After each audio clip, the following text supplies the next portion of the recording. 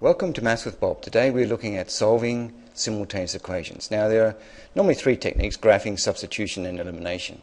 But the general idea is we are trying to find a point which satisfies both equations. So in fact some people would like to say that there's two solutions. There's an x solution and a y solution. You can see here I've written 5x plus 2y equals 12, or 5p plus 2q equals 12. I always like to think of it in terms of x's and y's for like lines, linear equations, and the actual point of intersection is actually an x and y coordinate. But some people actually even go to the, if there's a's and b's in the simultaneous equations, change them back to x's and y's, but you don't have to. But the idea is that let's have a quick look at graphing to start with.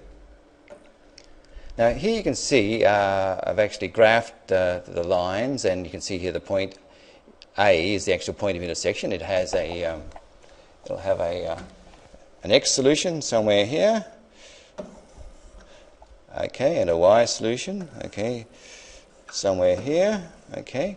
So you can see there is an x solution and a y solution. At this particular point from the graph, it's a bit hard to read. It's roughly 3 and maybe minus 1.5, but I mean it's very rough on a graph. So what we would normally do is we normally solve it algebraically. So let's actually just go back and let's try substitution to start with. Okay, now substitution, basically, as the name suggests, is we are going to substitute one of the equations into the other equation. So which one would we pick?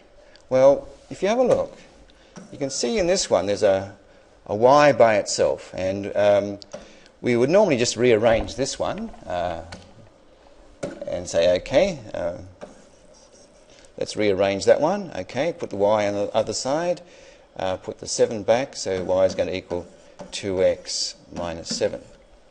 Okay, one general idea I think with simultaneous equations is to label the equations. So I'm going to actually go 1, this is equation 1, this is equation 2, and we've actually created another equation over here, equation 3.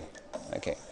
Now, what are we going to do with this y? Well, we're going to sub it into the equation 1. So we're going to sub 3 into 1. Okay, so what are we going to get? Well, let's have a look. We're going to get 5x, now plus 2 lots of y, and we now know that y is equal to 2x minus 7.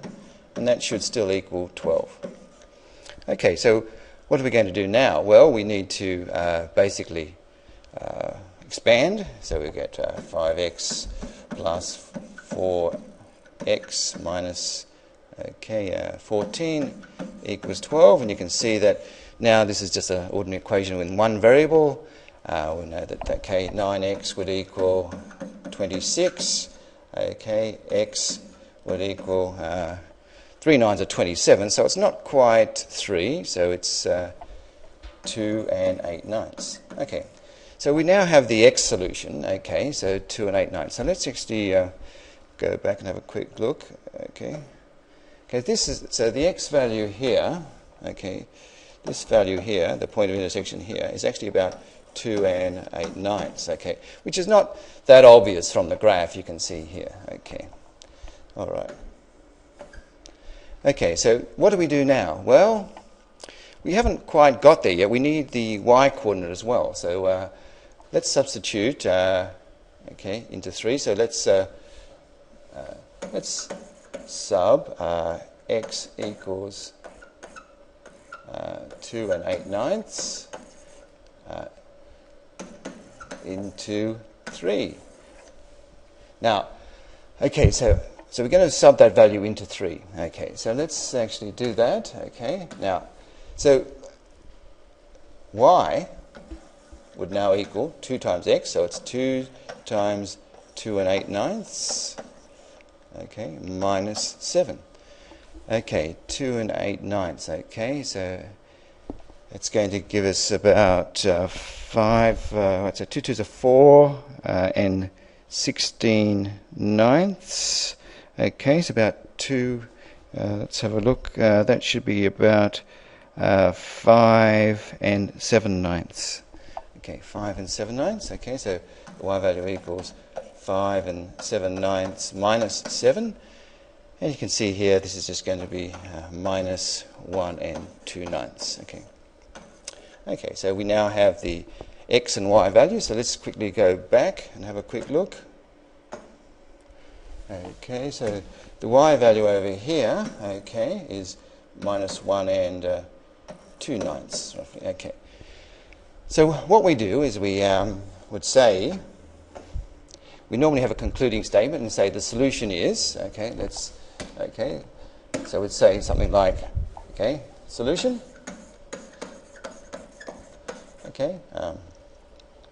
x equals 2 and 8 ninths, comma, y equals minus 1 and 2 ninths. Okay, so that's the substitution. You can see that we've rearranged one of the equations, made y the subject. You can make x the subject, but it was much easier to make y the subject in this case. And we substituted that y value into the other equation, into equation 1. And we found the x value first, then we back substituted into 3 to find the y value, and then a concluding statement saying the solution to the simultaneous equations are x equals 2 and 8 ninths and y equals minus 1 and 2 ninths. And from the graph you can actually see that's just the point of intersection of those two lines. Okay, so let's just try elimination next. Okay.